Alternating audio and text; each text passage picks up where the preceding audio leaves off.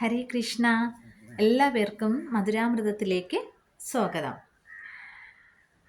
ജയ്തു ജയ്തു ദേവോ ദേവകീ നന്ദനോയം, ജയ്തു ജയ്തു കൃഷ്ണോ വൃഷ്ണിവംശ പ്രദീപഃ, ജയ്തു ജയ്തു മേഘശ്യാമള കോമളാംഗോ, ജയ്തു ജയ്തു പൃഥ്വീ ഭാരനാശോ മുകുന്ദ. ഹേ കൃഷ്ണ കരുണാ സിന്ധു ദീനബന്ധോ ജഗത്പദേ, ഗോപേശ ഗോപികാകാന്ത രാധാകാന്ത നമോസ്തുതേ. തപ്തകാഞ്ചന ഗൗരാംഗി രാധേ വൃന്ദാവനേശ്വരി, വൃഷഭാനുസുതേ ദേവി പ്രണമാമി ഹരിപ്രിയേ. ജയ് ശ്രീകൃഷ്ണ. രാധേ രാധേ. ഹരേ കൃഷ്ണ. അപ്പോൾ ഇന്ന് നമ്മൾ സംസാരിക്കാൻ പോകുന്ന വിഷയം എന്ന് പറയുന്നത് നമ്മുടെ ഉള്ളിൽ തന്നെ അടിഞ്ഞുകൂടിയിരിക്കുന്ന ഒരു വികാരത്തെക്കുറിച്ചാണ്. ദേഷ്യമെന്ന വികാരം, കോപം, മുൻകോപം. നമ്മൾ ഒരു ദിവസം രാവിലെ തുടങ്ങുമ്പോൾ എന്താണ് നമ്മുടെ എല്ലാവരുടെയും ആഗ്രഹം? നമ്മൾ പ്രാർത്ഥിക്കുന്നത് എന്താണ്? ദൈവമേ, ഇന്ന് ആരോടും ദേഷ്യപ്പെടേണ്ടിയൊന്നും വരരുത്, ഇന്ന് ആരുടെ കയ്യിൽ നിന്നും എന്നോടും ദേഷ്യമൊന്നും ഉണ്ടാകരുത്, ആരോടും വഴക്കുണ്ടാകരുത്, നല്ലൊരു ദിവസമായിരിക്കണം. ഇങ്ങനെയൊക്കെ കുറേ പ്രാർത്ഥനകളുമായിട്ടാണ് ഒരു ദിവസം തുടങ്ങുമ്പോൾ നമ്മൾ എണീക്കുന്നത്. പക്ഷേ ആ ദിവസം അവസാനിക്കുമ്പോൾ ഒന്ന് ചിന്തിച്ച് നോക്കിയാൽ എത്ര വ്യക്തികളോട് നമ്മൾ ദേഷ്യപ്പെട്ട് സംസാരിച്ചിട്ടുണ്ടാകും? എത്ര പേരുടെ കയ്യിൽ നിന്ന് നമുക്ക് വഴക്കുണ്ടായിട്ടുണ്ടാകും?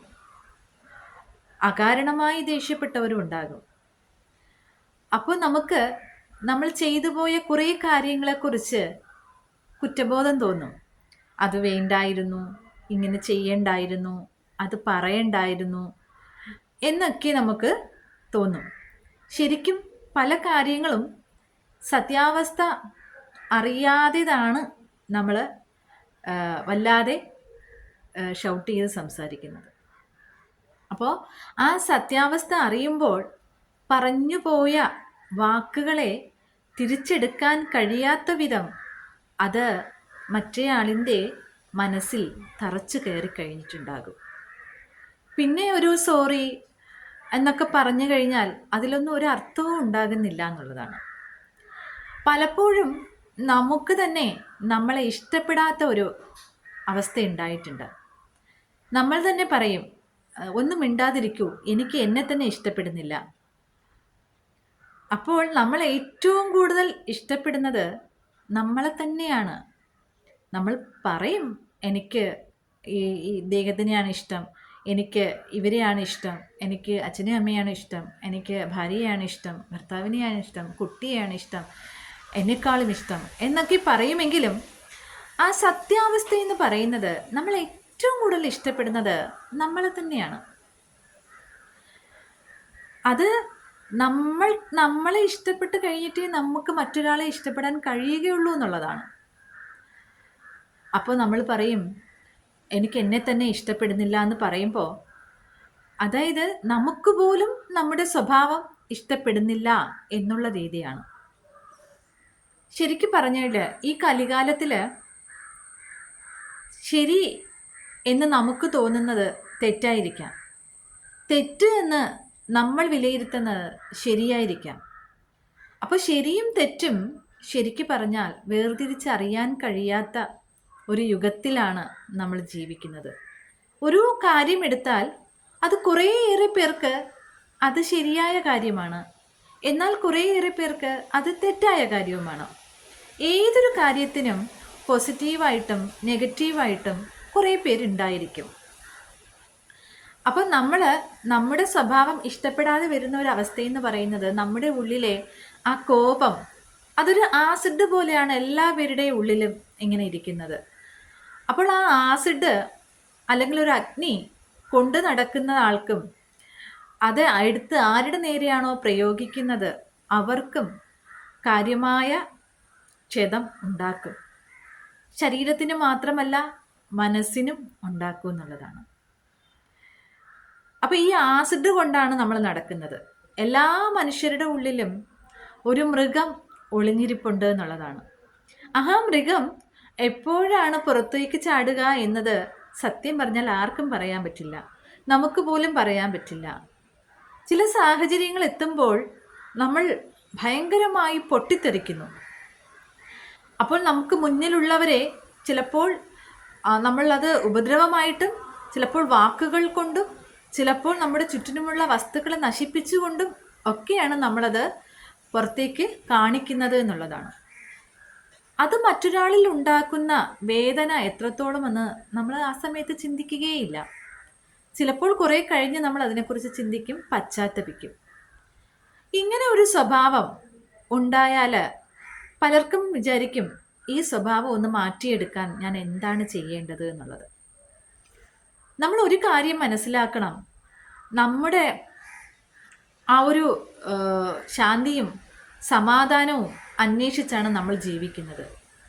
ഒരാൾക്ക് സ്വസ്ഥതയും സമാധാനവുമാണ് അദ്ദേഹത്തിൻ്റെ ശരീരത്തിനും മനസ്സിനും വേണ്ടത്.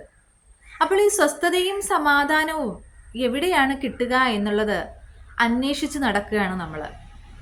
എല്ലാവരും പറയും, എനിക്കിച്ചിരി സമാധാനം തായോ, എനിക്കൊരല്പം സ്വസ്ഥത തരാമോ, ഇങ്ങനെയൊക്കെയാണ് നമ്മൾ ചോദിക്കുന്നത്. ശരിക്കും സ്വസ്ഥതയും സമാധാനവും നമ്മുടെ ഉള്ളിൽ തന്നെ ഇരിക്കുന്നു എന്നറിയാതെ നമ്മൾ മറ്റൊരാളോട് പറയുകയാണ്, എനിക്ക് സമാധാനം തരാമോ, എനിക്കിച്ചിരി സ്വസ്ഥത നൽകാമോ എന്ന് നമ്മൾ പറയുകയാണ് ചെയ്യുന്നത്, അല്ലേ? അപ്പോൾ ഈ സ്വസ്ഥതയും സമാധാനവും അന്വേഷിച്ച് നമ്മളിങ്ങനെ ദീർഘദൂരം സഞ്ചരിക്കും. കുറച്ച് പേര് വിചാരിക്കും, കുറേ എൻ്റർടൈൻമെൻറ്റ്സ് ഒക്കെ ആകുമ്പോൾ മനസ്സിന് സ്വസ്ഥത ഉണ്ടാകും, അല്ലെങ്കിൽ സമാധാനം ഉണ്ടാകും, സന്തോഷം ഉണ്ടാകും എന്ന്. അങ്ങനെ എൻ്റർടൈൻമെൻറ്റ്സിൻ്റെ പുറകിൽ പോകും.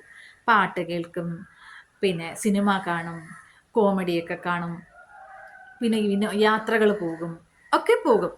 ആ ചെയ്യുന്ന സമയത്ത് കുറച്ച് സമാധാനം, കുറച്ച് സന്തോഷമൊക്കെ തോന്നുമെങ്കിലും എപ്പോഴും ഒരാൾക്ക് സിനിമ കണ്ടുകൊണ്ടിരിക്കാൻ കഴിയില്ല, എപ്പോഴും ഒരാൾക്ക് യാത്ര ചെയ്തുകൊണ്ടിരിക്കാൻ കഴിയില്ല.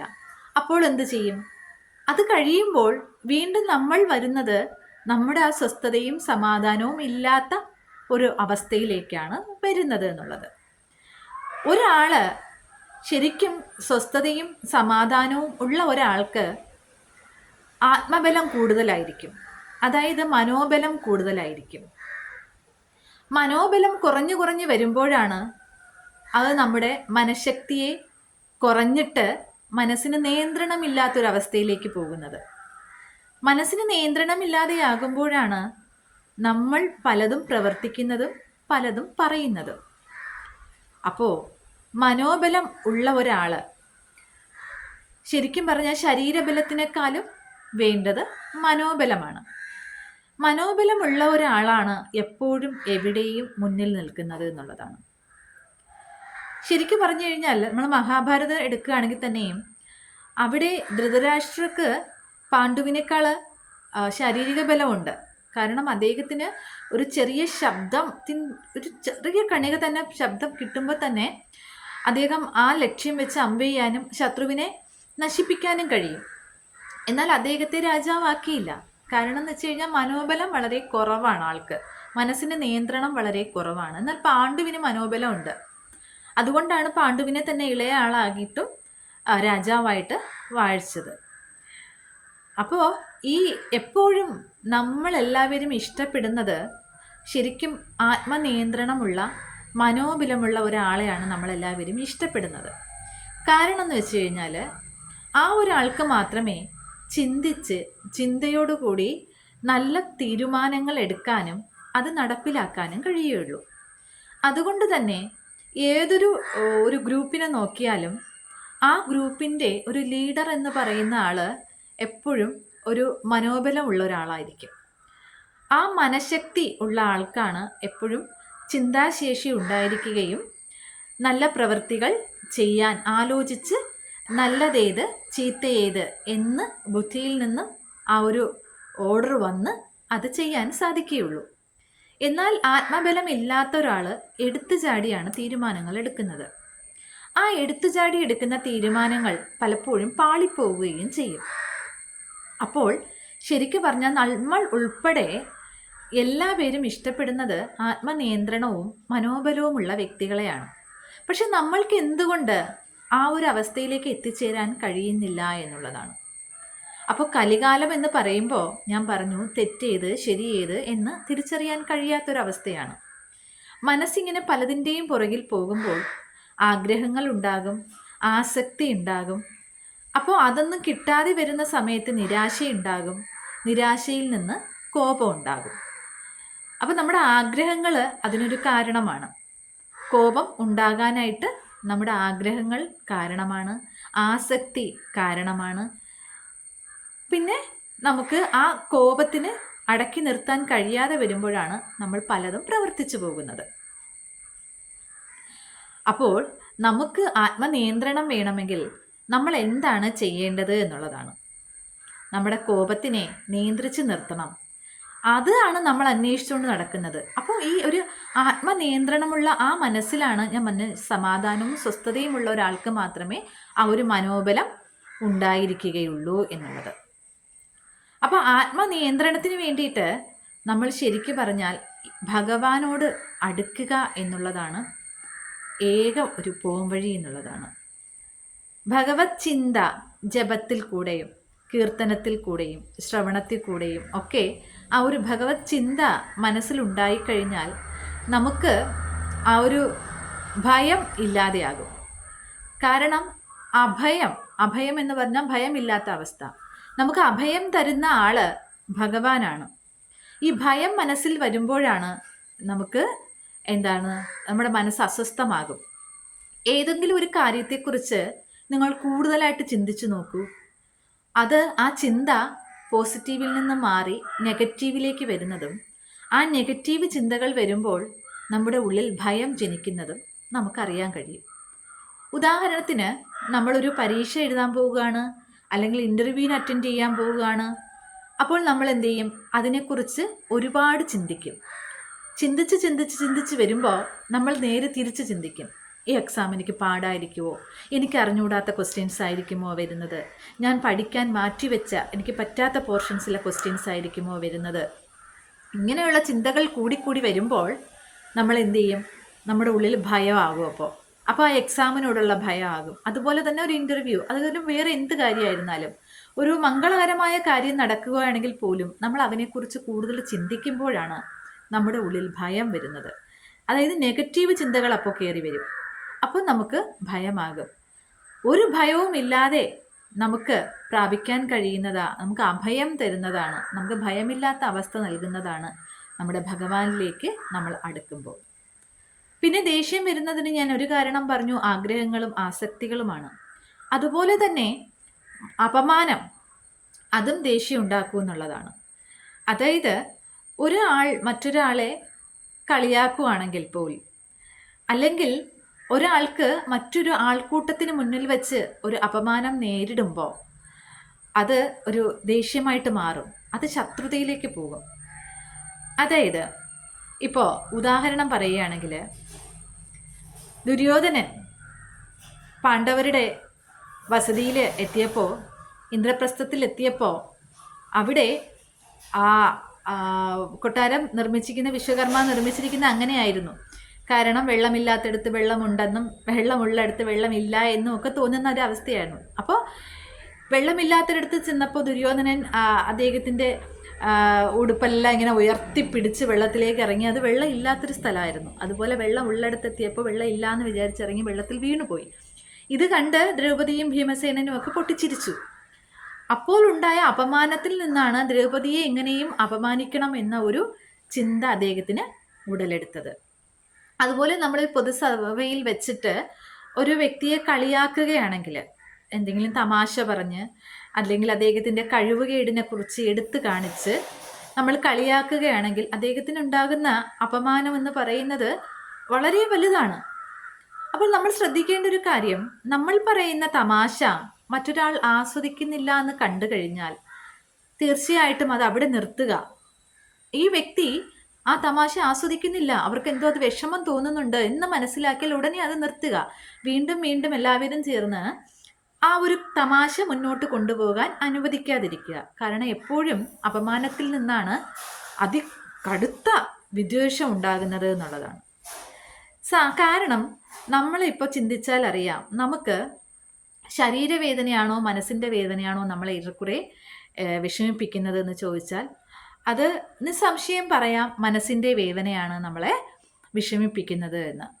അപ്പോൾ ഇപ്പോൾ പല്ലുവേദന വന്നു അല്ലെങ്കിൽ തലവേദന വന്നു എന്ന് പറഞ്ഞിട്ട് ഒരാളും ആത്മഹത്യ ചെയ്യില്ല, അല്ലേ?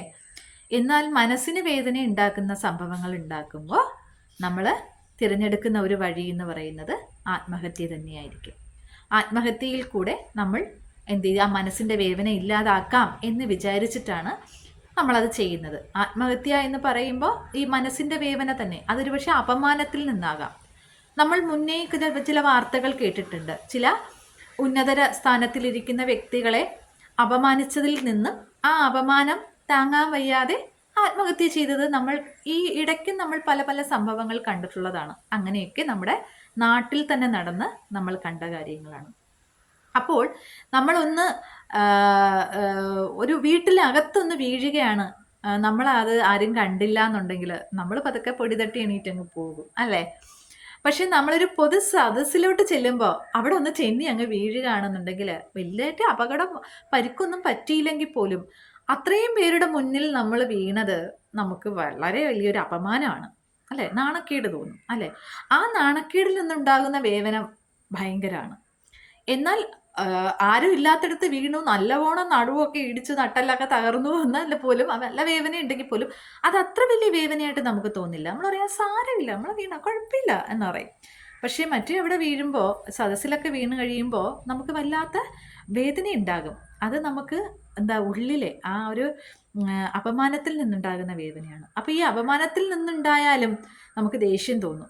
നമ്മളെ കളിയാക്കി ചിരിച്ചവരോട്, നമുക്കൊരു വീഴ്ച പറ്റിയപ്പോൾ ചിരിച്ചവരോട്, കളിയാക്കിയവരോടൊക്കെ നമുക്ക് വല്ലാത്ത ദേഷ്യം തോന്നും. അപ്പം നമ്മുടെ ഈ ദേഷ്യം എന്നുള്ള ആ ഒരു വികാരം അത് വരുന്ന സാഹചര്യങ്ങൾ ഇപ്പം മനസ്സിലായിട്ടുണ്ടാവുമല്ലോ. നമ്മളത് നമുക്ക് വരുന്നത് പോലെ തന്നെയാണ് നമ്മൾ മറ്റു വ്യക്തികൾക്ക് കൊടുക്കുന്നത്. അപ്പോൾ എന്തെങ്കിലും ഒരാൾക്കൊരു അബദ്ധം പറ്റിയാൽ ആർത്തട്ടഹസിച്ച് ചിരിക്കാതിരിക്കുക, തമാശ പറയുന്നത് ഇഷ്ടപ്പെട്ടില്ലെങ്കിൽ അവസാനിപ്പിക്കുക, പൊതു സദസ്സിൽ വെച്ച് നാണക്കേടാകുന്ന രീതിയിൽ സംസാരിക്കുന്നതൊക്കെ മാറ്റി നിർത്താൻ നോക്കുക, അകാരണമായി, അതായത് സത്യം എന്താണ് എന്ന് അറിയാതെ ആരോടും കയർത്ത് സംസാരിക്കാതിരിക്കുക. പിന്നെ ഞാൻ പറഞ്ഞ ഈ മനോബലം എന്ന് വെച്ചാൽ മനസ്സ് നിയന്ത്രണമാണ്. അപ്പം എന്ത് കണ്ടാലും ഒന്ന് നിയന്ത്രിച്ചിട്ട്, അതായത് പെട്ടെന്നുള്ള വാക്കുകൾ പറയുന്നതിനേക്കാൾ വളരെ നീളമേറിയ വാക്കുകൾ പറയുമ്പോൾ ആ ദേഷ്യത്തിനെ ഒന്ന് ശമിപ്പിക്കാൻ കഴിയും. അതായത് ചിലർ ദേഷ്യം വരുമ്പോൾ 2 അക്ഷരവും 3 അക്ഷരവും ഉള്ള പട്ടേ ആ വാക്കുകൾ അങ്ങ് പറയും. അപ്പോൾ അതിനേക്കാളും നീ എന്തിനാണ് ഇങ്ങനെ ചെയ്തത് കൊണ്ട് ഇതിപ്പോൾ ഇങ്ങനെ സംഭവിച്ചില്ലേ, ഇത് ചെയ്തത് കൊണ്ടല്ലേ ഇങ്ങനെ ആയത്, ഇങ്ങനെ നമ്മൾ വളരെ നീട്ടി ഇങ്ങനെ സംസാരിക്കുമ്പോൾ നമ്മുടെ ദേഷ്യവും കുറച്ച് കുറഞ്ഞു വരും. അപ്പോൾ ഒരു കാര്യം മനസ്സിലാക്കുക, ദേഷ്യം ഒന്നിനും ഒരു പരിഹാരമല്ല എന്നുള്ള കാര്യം. ഈ ദേഷ്യപ്പെട്ട് കഴിയുമ്പോൾ നമ്മൾ സ്വയം നമ്മളെ ഒന്ന് അസസ് ചെയ്ത് നോക്കണം. നമുക്ക് എന്തൊക്കെയാണ് മാറ്റങ്ങൾ വന്നതെന്നുള്ളത്. നമ്മുടെ ശരീരം വല്ലാതെ ചൂടായിരിക്കും, ഉഷ്ണം ഉണ്ടായിരിക്കും ദേഷ്യപ്പെട്ട് കഴിയുമ്പോൾ. ഹാർട്ട് ബീറ്റ്സ് വല്ലാതെ കൂടിയിരിക്കും. അപ്പോൾ നമ്മുടെ BP കൂടിയിരിക്കും. നമുക്ക് തലവേദന തോന്നും, നമുക്ക് തലയ്ക്കൊരു പെരുപ്പ് പോലെ തോന്നും. കുറച്ച് സമയത്തേക്ക് നമുക്ക് ആ ഒരു മാനസിക നില നേരെയാക്കി എടുക്കാൻ തന്നെ ബുദ്ധിമുട്ടുണ്ടായിരിക്കും. നോക്കൂ, നമുക്ക് എന്തൊക്കെ ദോഷകരമായ കാര്യങ്ങളാണ് നമ്മളൊന്ന് ദേഷ്യപ്പെടുന്നതിലൂടെ നമ്മുടെ ശരീരം നമ്മളോട് പ്രതികരിക്കുന്നത്. നല്ല രീതിയിലല്ല, ഇങ്ങനെയുള്ള രീതിയിലൊക്കെയാണ് നമ്മളോട് പ്രതികരിക്കുന്നത്. അപ്പോൾ ഇതിൽ നിന്ന് തന്നെ അറിയാം, ചില വ്യക്തികൾ ഭയങ്കരമായി ഷൗട്ട് ചെയ്ത് കഴിയുമ്പോൾ അവർക്ക് തന്നെ അറ്റാക്ക് വന്നിട്ടുണ്ട്, അവർ തന്നെ കൊളാപ്സ് ചെയ്ത് വീണിട്ടുണ്ട്. അപ്പോൾ അതൊക്കെ നമ്മുടെ ശരീരം പോലും സമ്മതിക്കില്ല, അപ്പോൾ നമ്മുടെ മനസ്സ് ഒട്ടുമേ സമ്മതിക്കില്ല എന്നുള്ളതാണ്. അപ്പം മനസ്സിനെ നിയന്ത്രണത്തിൽ കൊണ്ടുവരാനായിട്ട് ആത്മീയ ബലമുള്ള ഒരാൾക്ക് കഴിയുമെങ്കിൽ നമ്മളും ആത്മീയതയിലേക്ക് തന്നെ തിരിയുന്നത് കൊണ്ട് നമുക്ക് വേറെ ദോഷമായിട്ടൊന്നും സംഭവിക്കുന്നില്ല. എന്നാൽ ഒരിക്കലും ദേഷ്യപ്പെടില്ല, അങ്ങനെയല്ല. തെറ്റുകൾ കാണുമ്പോൾ അത് ആത്മസംയമനത്തോടുകൂടി പറഞ്ഞ് മനസ്സിലാക്കി കൊടുക്കുക എന്നതാണ്. ആത്മസംയമനം കിട്ടണമെങ്കിൽ നമ്മൾ കുറച്ച് പ്രാക്ടീസൊക്കെ ചെയ്യേണ്ടതായിട്ടുണ്ട്. അപ്പോൾ നമ്മൾ ശരിക്കും പറഞ്ഞാൽ ആ ഒരു ആത്മീയതയിൽ കൂടെ പോയി കഴിഞ്ഞാൽ നമ്മുടെ മനസ്സിന് നിയന്ത്രണം വരും, സ്വസ്ഥതയും സമാധാനവും, നമ്മൾ ആദ്യം അന്വേഷിച്ചു പോയ കാര്യങ്ങൾ അത് നമ്മളിലേക്ക് ഉണ്ടാകും. സ്വസ്ഥതയും സമാധാനവും ഉള്ള ഒരു മനസ്സിന് മാത്രമേ എല്ലാ കാര്യങ്ങളും ഒന്ന് ചിന്തിച്ച ശേഷം പ്രവർത്തിക്കാനും തീരുമാനമെടുക്കാനും തോന്നുകയുള്ളൂ. അപ്പോൾ നമ്മൾ ചെയ്യേണ്ടത് ഒരു ജപത്തിൽ കൂടെ ഈശ്വരനുമായിട്ടുള്ള ആ ബന്ധം ഒന്ന് തുടങ്ങി വെക്കുക എന്നുള്ളതാണ്. അപ്പോൾ ജപിക്കുമ്പോൾ എന്താണ് സംഭവിക്കുന്നതെന്ന് വെച്ചാൽ, ജപിക്കുമ്പോൾ നമ്മുടെ ശബ്ദം വായുവിൽ കൂടെ സഞ്ചരിക്കുന്നു എന്നുള്ളത്, അതൊരു ഊർജമാണ് എന്നുള്ളതാണ്. ആ ഊർജം നമുക്ക് ചുറ്റും ഒരു പോസിറ്റീവാണ് എപ്പോഴും നൽകുന്നത്. അത് മാത്രമല്ല, വാക്കുകൾ, ഏത് വാക്ക് നമ്മൾ പറയുന്നുവോ ആ വസ്തുവിനെ നമ്മൾ ചിന്തിക്കും. ഇപ്പോൾ കൃഷ്ണ എന്ന് വിളിക്കുമ്പോൾ നമ്മൾ ഭഗവാൻ കൃഷ്ണനെയാണ് മനസ്സിൽ കാണുന്നത്. രാമ എന്ന് വിളിക്കുമ്പോൾ രാമനെ, മഹാദേവ എന്ന് വിളിക്കുമ്പോൾ മഹാദേവനെ, അല്ലേ? വിഘ്നേശ്വര എന്ന് വിളിക്കുമ്പോൾ വിഘ്നേശ്വരനെ. അപ്പോൾ ഏതൊരു വാക്കും നമ്മുടെ മനസ്സിൽ ആ വസ്തുവിനെക്കുറിച്ച് ചിന്തിക്കും. ഇപ്പോൾ ഒരാളോട് പറയുകയാണ്, നിനക്ക് ഞാൻ ഐസ്ക്രീം വാങ്ങിത്തരാം. അപ്പോൾ ആ വ്യക്തിയുടെ മനസ്സിൽ ഐസ്ക്രീം ആയിരിക്കും വരുന്നത്. ഒരാളോട് പറയുകയാണ്, നിനക്ക് ഞാൻ കുറച്ച് മാമ്പഴം കൊണ്ടുതരാം. അപ്പോൾ ആ വ്യക്തിയുടെ മനസ്സിൽ പെട്ടെന്ന് മാമ്പഴമാണ് കാണുന്നത്. അപ്പോൾ ഏതൊരു വാക്ക് പറഞ്ഞാലും അത് പെട്ടെന്ന് മനസ്സിൽ കാണാനുള്ളൊരു കഴിവ് നമുക്കുണ്ട്. അതുപോലെ തന്നെ ഈശ്വരൻ്റെ വാക്കുകൾ നമ്മൾ പറയുമ്പോൾ, ആ നാമങ്ങൾ പറയുമ്പോൾ നമ്മുടെ മനസ്സിലും നമ്മൾ കാണുന്നത് ഈശ്വരനെ തന്നെയാണ്. അപ്പോൾ ഈശ്വരനെ എപ്പോഴും മനസ്സിൽ കണ്ടുകൊണ്ടിരിക്കുമ്പോൾ പിന്നെ മറ്റുള്ള ചിന്തകൾ നമുക്ക് വരില്ല. അല്ലെങ്കിൽ തന്നെ മറ്റുള്ളവർ പറയുന്ന കാര്യങ്ങൾ നമ്മുടെ മനസ്സിലേക്ക് കൊണ്ടുവരാൻ പറ്റില്ല നമുക്ക്. കാരണം അവിടെ നമ്മൾ ഈശ്വരനെയാണ് പ്രതിഷ്ഠിച്ചിരിക്കുന്നത്. അപ്പോൾ ഭഗവാനെ പ്രതിഷ്ഠിച്ചിരിക്കുന്ന മനസ്സിൽ ഒരാൾ കളിയാക്കി എന്ന് പറഞ്ഞാലോ, ഒരാൾ എന്തെങ്കിലും ഒരു കാര്യം ചെയ്തു, നമ്മളെ പ്രകോപിപ്പിക്കാനായിട്ട് ചെയ്തു എന്ന് പറഞ്ഞാലോ നമുക്കൊരിക്കലും ആ ഒരു ദേഷ്യം നമുക്ക് തോന്നത്തില്ല. പകരം നമ്മളെ എന്ത് പ്രകോപിപ്പിക്കാൻ എന്ത് ചെയ്തിരുന്നാലും എത്രയെന്നായിരുന്നാലും അവിടെ ഹരേ കൃഷ്ണ എന്നൊന്ന് പറയുമ്പോൾ നമുക്ക് ഭഗവാൻ നമ്മുടെ മനസ്സിൽ ഇങ്ങനെ നിൽക്കുകയാണ്. അപ്പം ഭഗവാൻ മനസ്സിലുള്ളിടത്തോളം കാലം നമുക്ക് പെട്ടെന്ന് എടുത്തു ചാടി പ്രവർത്തിക്കാനോ വാക്കുകൾ തെരുതെരെ അസ്ത്രം പോലെ എയ്യുവാനോ നമുക്ക് കഴിയുകയില്ല എന്നുള്ളതാണ്.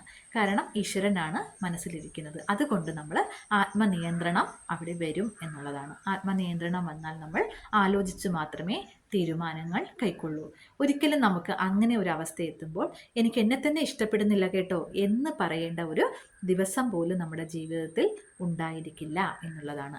നമ്മൾ വിചാരിക്കുന്ന പോലെ തന്നെ ഇന്ന് ആരോടും ദേഷ്യപ്പെടരുതേ, ഇന്ന് ആരിൽ നിന്നും വഴക്ക് കേൾക്കേണ്ടി വരരുതേ എന്നൊക്കെ പ്രാർത്ഥിക്കുന്നത് അതുപോലെ തന്നെയായിരിക്കാം. ഇനി ആരിൽ നിന്നെങ്കിലും നമുക്ക് വഴക്കൊക്കെ കേൾക്കേണ്ടി വന്നു കഴിഞ്ഞാൽ തന്നെയും മനസ്സിനെ അത് ബാധിക്കുകയില്ല എന്നുള്ളതാണ്. കാരണം നമ്മുടെ മനസ്സ് പോസിറ്റീവ് ചിന്തകൾ കൊണ്ടാണ് നിറഞ്ഞിരിക്കുന്നത്. അപ്പോൾ നമ്മുടെ വഴക്ക് പറഞ്ഞെങ്കിൽ അത് നമ്മളിൽ തട്ടി തെറിച്ചങ്ങ് പോവുകയുള്ളൂ. കാരണം ഈ ഭഗവാൻ ഇവിടെ ഇരിക്കുന്നിടത്തോളം, മനസ്സിലിരിക്കുന്നിടത്തോളം കാലം മറ്റൊന്നും നമ്മുടെ ഉള്ളിലേക്ക് കയറി വരാൻ അനുവദിക്കില്ല എന്നുള്ളതാണ്. ആ ഒരു ഭഗവാന്റെ പാദത്തിൽ നമ്മൾ അഭയം തേടിയിരിക്കുകയാണ്.